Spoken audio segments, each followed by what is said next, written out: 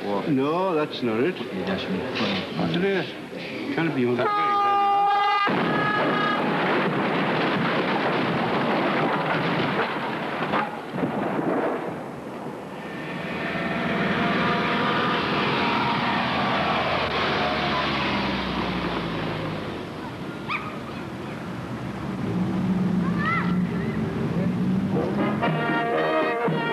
Consett steel men see their fight as the new Jarrow, but 44 years on, a chartered train made the journey to the capital much less grueling, even if it was 2 hours late. The message they brought to the streets of London was that if Consett closes in 2 months' time, it'll mean 4,000 redundancies, and with over 40% out of work, the death of their community. The Steel Corporation say there can be no reprieve, but at the Commons, the marchers told MPs that Consett could have a viable future. The odds are stacked heavily against us if you look back in history, that once the BSC decide to close works, that seems to be it. We are different at Consett as much as that this is a total closure we're faced with, but it's a total closure of a works that is viable, it's profitable. John Lee was one of the 4,000 people made redundant when the British Steel Corporation closed down its Consett works at the end of 1980. His career as a trade union official at the works was finished. Now, at the age of 51, he started a 3-year degree course in sociology at the Newcastle Polytechnic. Well, if anyone had asked us 2 years ago about further education and me being involved in it, I would have thought that was ridiculous. But seeing as I was made redundant in the works and all the skills that I had to offer were peculiar to steel, so that I obviously had to find something new. So I was persuaded to enter the Polytechnic and take a degree course in sociology. And at first I found it very, very difficult. A big change from being used to working in a heavy industry and then going back to a sort of classroom situation. It was very difficult, very confusing, working with younger people straight from school. But I think they've been very helpful to us and very tolerant. But I think some parts of the course I've at least been able to offer something and draw on me practical experience, and that's been a help probably to them.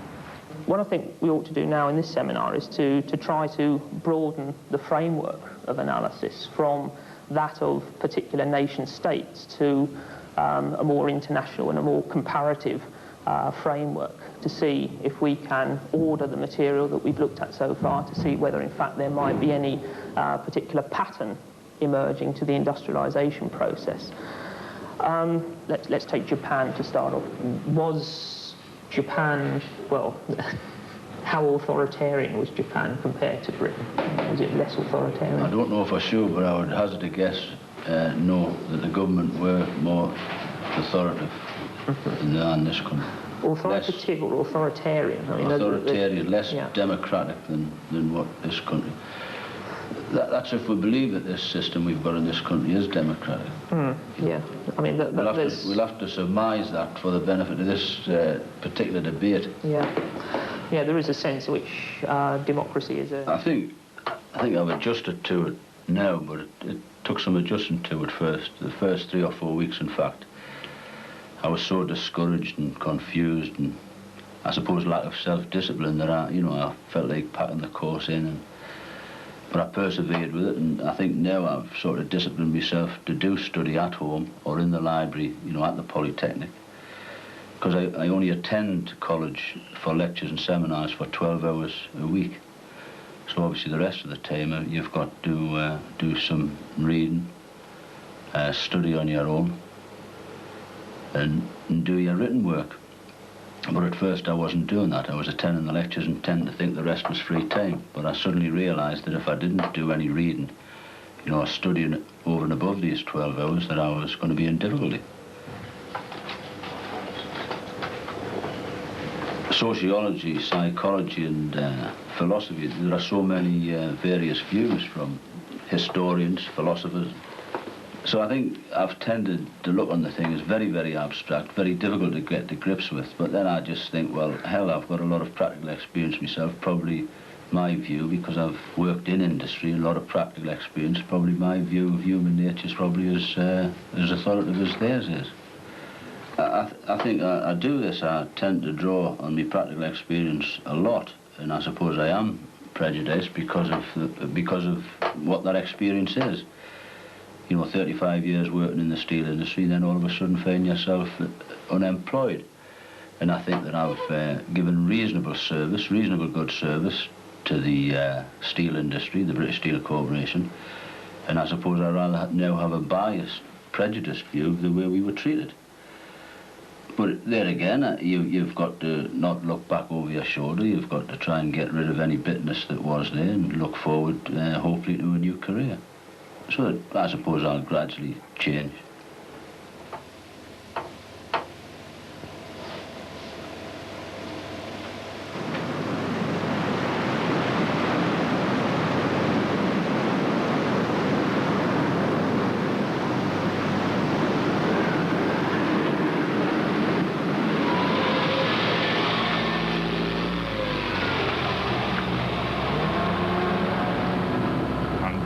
Check over your right shoulder, make sure there's nothing coming either way. Stan Dawkin was a middle manager at Consett Steelworks. He was 50, but he had his redundancy pay, and he used it to start up his own driving school. I had thought about starting my own business a number of times, but you know, I had a good job with British Steel, and it wasn't, of course, till the steelworks closed that I decided I had to do something. And being the age I was, I knew it wasn't going to be easy to get a job working for anyone else, so I decided to retrain as a driving instructor and start my own driving school. 2 hours, Mr. Dawson. They'll be testing your ability as a driver and as an instructor. During the driving test, follow the road ahead. In order to become a qualified driving instructor, he had to go on a week's training course and sit a written examination at the end of it. Keep the car moving slowly, wheel hard round as soon as you start to move hard. He also had to do a practical test in which the examiner plays the part of a learner driver and makes deliberate mistakes. The other way. Little bit of accelerator, out to biting point, and brake off. Slowly back and wheel hard round again. Over your left shoulder, you want to be looking just gentle on your clutch. You've got to set yourself a profit goal. Having passed his instructor's test, Stan Dawkin decided he also needed to learn something about running a business. He went on a course at the Small Business Unit of Newcastle Polytechnic, a course sponsored by the Manpower Services Commission.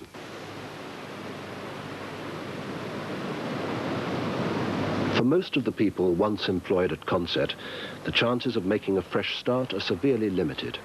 Not many are going to become mature students or set up their own businesses. In this town in the past 2 years, only 800 new jobs have been created. There have been 6,000 redundancies.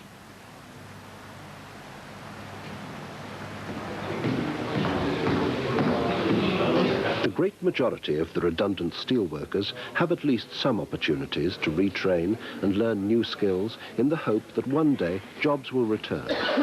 In this local working men's club, Consett Technical College offers redundant steel workers a basic education course to help prepare them for retraining.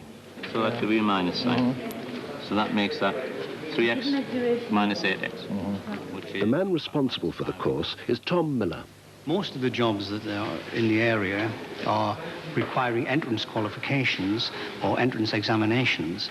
And we find that people who haven't been at school for 30 years have forgotten most of what they ever learned.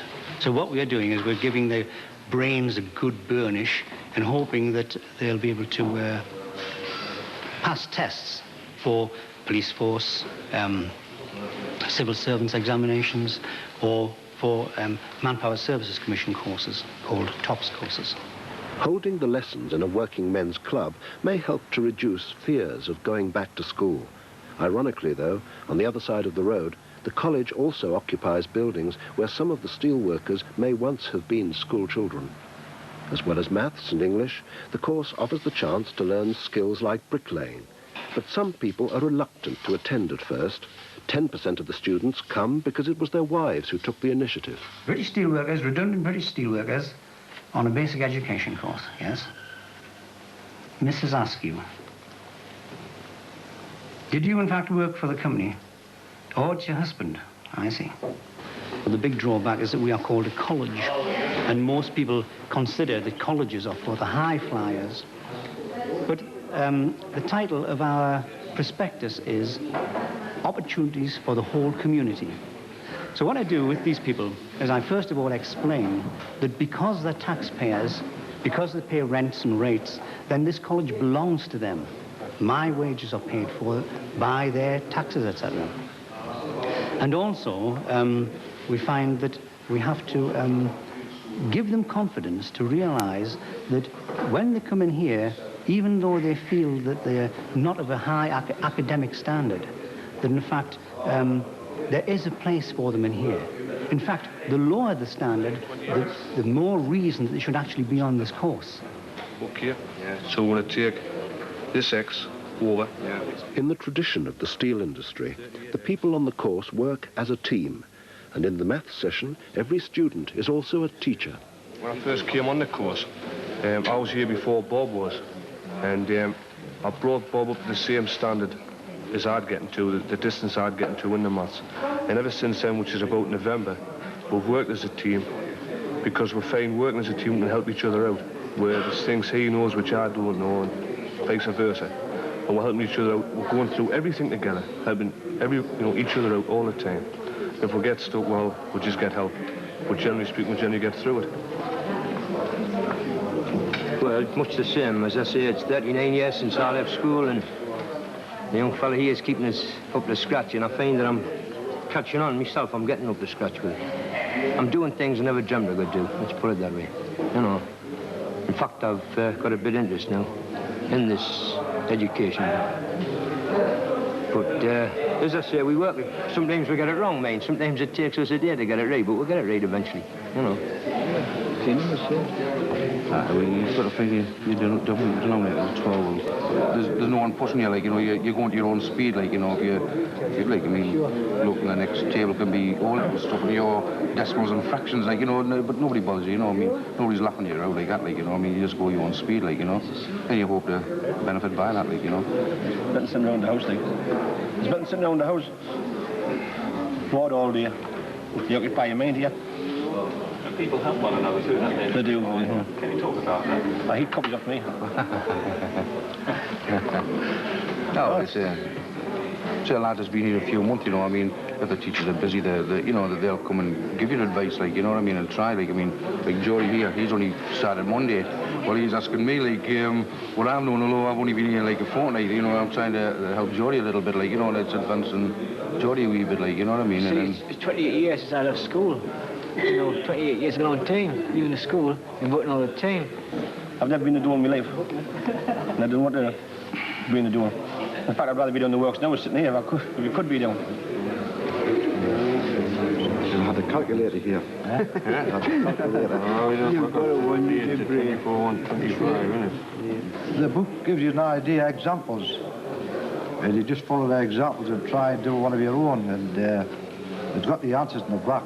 So it's, if you're wrong, you can have a look at the answer here and see what the answer is. You can work back from the answer to find out where you've gone wrong. As we say, we hit one problem, well, there's 5 of us, you all sort out together. And you've got your scrap paper, you put down, and find out where one's gone wrong, the other helps us out. Much better. You're not shouting the teacher over to help you because you've got 5. No, you keep shouting at the teacher, like, you know, like, I don't know what it was like when you went to school. I know if I put my hand up, I wanted to talk to the teacher, they would say, oh, he's thick, isn't he? You know, you get in a group like this, like, what I don't know, George will explain to us, you know, things like that. Like, it's better and you don't feel so guilty, like, when you're in a group. If you were on your own, you know, and it kept having to have somebody over, they'd say, he's always, you know, got the teacher over there, he must know now. Must be thick as a table topper, you know. If you have a formal teaching situation where the teacher is actually chalking on the blackboard, then the teacher has a defense mechanism, which is the desk, which segregates the students from the staff. And he can use this, because if he's asked a question that he doesn't know, he can hide behind it, because he's controlling the class. And if he's writing on the board and turns around and says, do you understand that? Most people nod their head up and down because they're sitting next to people who are going, yes. And what you're voluntarily doing is saying, look, I didn't understand. I'm different from the rest of the people. Now, that is not so here. We have all of these people, possibly 60 people at a time, with about 6 teachers. And my advice to these people is, work at your own pace, in your own direction, and if you get trouble, call in a teacher. And if the teacher explains and then says, do you understand? If you don't understand, don't let the teacher go, because the teacher hasn't done his job properly, because he is a professional conveyor of information. So, no, the answer is that I find that this setup is in fact beneficial, because people are not under pressures to keep up with the pack that they would have in a normal classroom situation. 13. 3 to 24. Plus your one, you can each 8 ones, 5, 3, 35. Well, that one was simple. That one was simple. My 2 daughters, one studying to be a student nurse, you know, and she thought she was the bee's knees a bit because she had an entrance exam, which she thought was pretty stiff. The other one taking O-levels at school. She's only 16. And when I started to come here, they thought, like, well, my father's a joke. You know, till I took some of my stuff home, let them have a look at it, and some of it, they had to think twice about how to go about working it out. And so now they realise, like, that I'm not wasting my time. I don't think I am, because we are going to have to change a hell of a lot, for the want of a better word, like, you know, to industry that will come round here. I mean, I think the days of the muscle, you know, the muscle men of Consett have gone, like.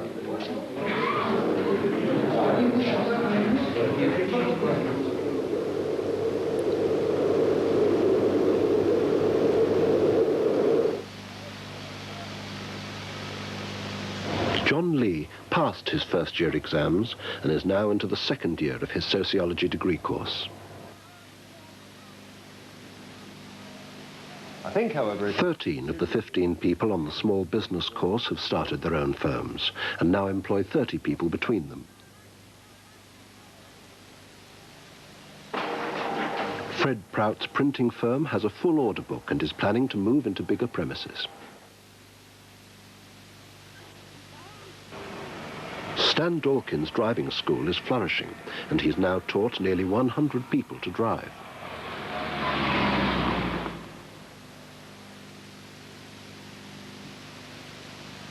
Of the 500 people who completed the basic education course in Consett, 80 went on to other courses.